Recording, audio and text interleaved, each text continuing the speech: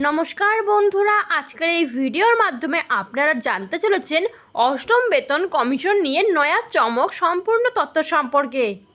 5 সদস্যের পারিবারিক খরচের ভিত্তিতে বাড়বে বেতন, অষ্টম বেতন কমিশন নিয়ে নয়া চমক।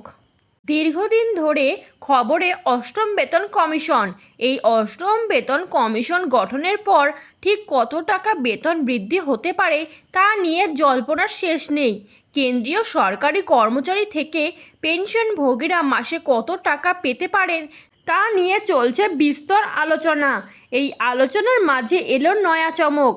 পঞ্চম সদস্যের অষ্টম বেতন কমিশনের জন্য শুরু হয়েছে আলোচনা, আর সেই আলোচনায় অংশ নিয়েছে ইউনিয়ন কর্মী, যেখানে অতীতের ধারণা বদলে বেতন ও কর্মীদের কাঠামো উন্নয়নের জন্য পরামর্শ দিতে আহ্বান করা হয়েছে।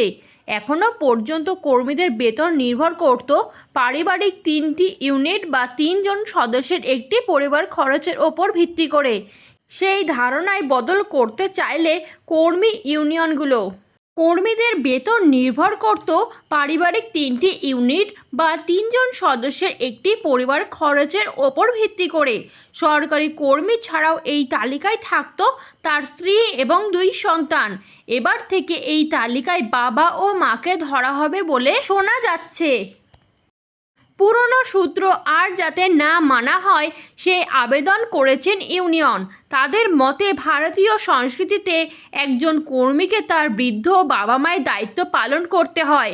সেক্ষেত্রে তাদের দাবি এবার 5 সদস্যের পারিবারিক খরচের ভিত্তিতে বেতন বাড়ানো হোক।